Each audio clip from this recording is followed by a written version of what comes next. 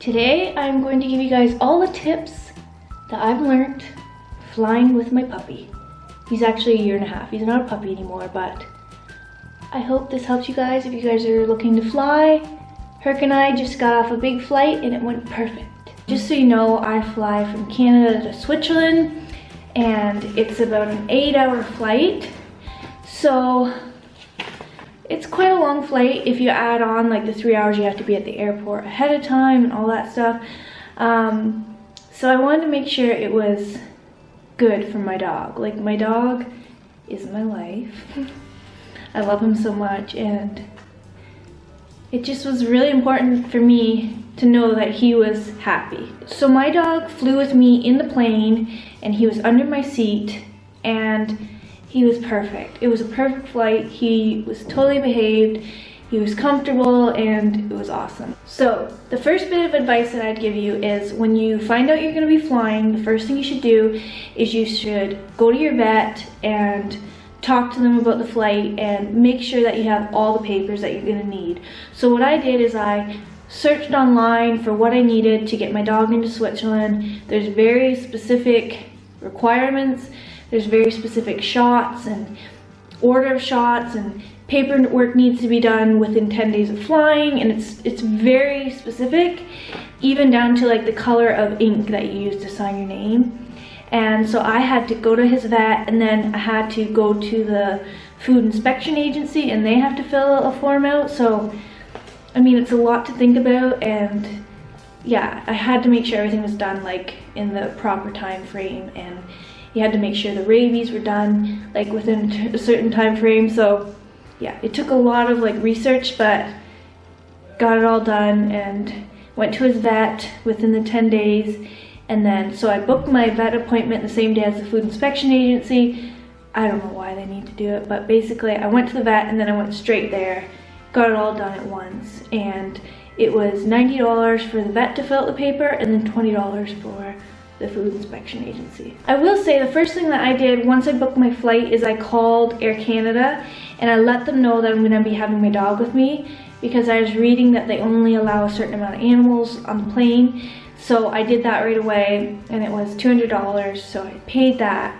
Same day I found out I was flying, so that was all taken care of. The next thing that I was on the hunt for was a perfect size bag for the plane.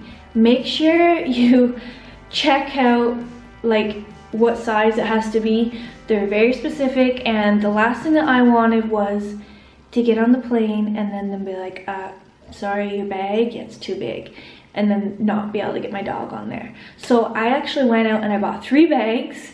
I was pretty sure one was gonna be okay, but I bought the other 2 just in case, because I was like, no matter what, this dog is getting on this plane, so I'm gonna have options, like different sizes, because I seen that there was 2 airplanes that only allow like a certain height, and I was like, you know what, I'm just gonna be on the safe side and buy one that I think is okay, and then buy 2 others that are a little bit smaller.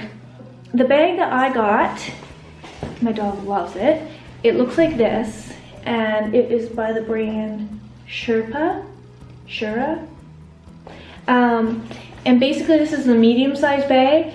Yeah, he wants to get in it. He loves it. Hi.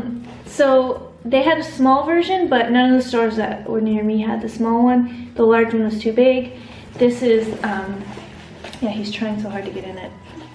This is like the perfect height, and it's well ventilated. Is that what you say?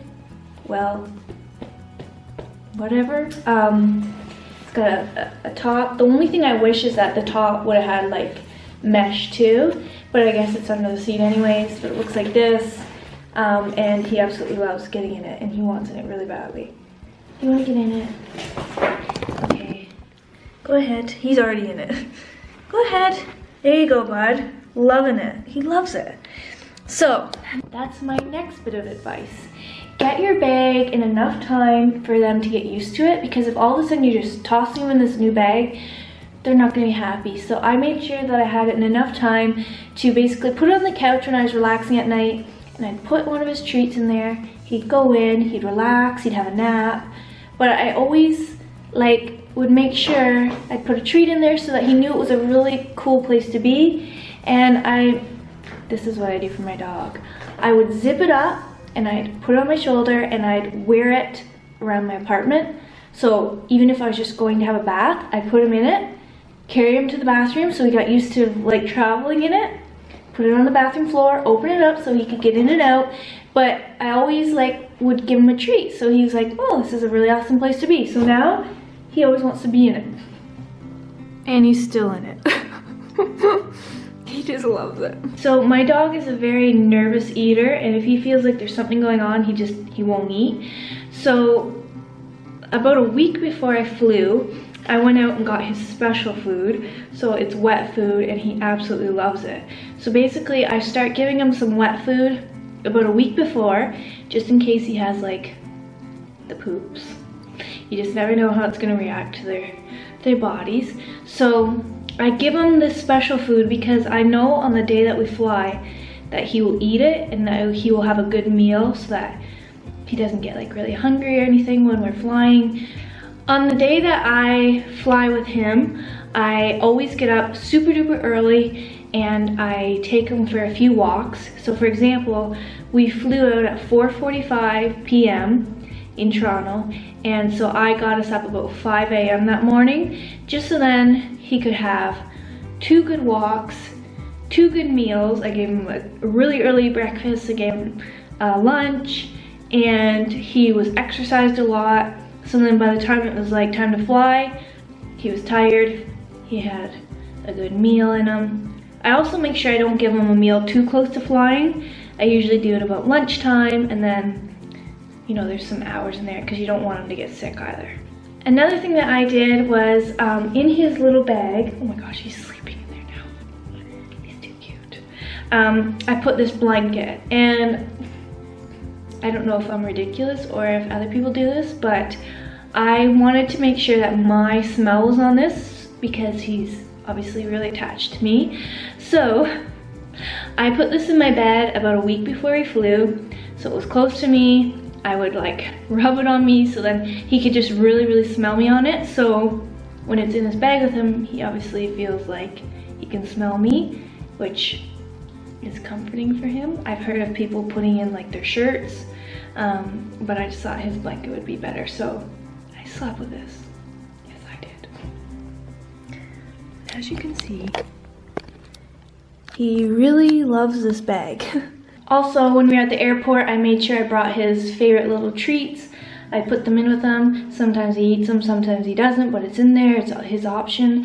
And yeah, everything went perfectly. So those are my tips for flying with a dog. It was a really long flight, but it went really fast. He was content the whole time, and I'm not afraid to do it again. So I hope this video was helpful. If you guys are flying with your dog, good luck. Let me know how it goes.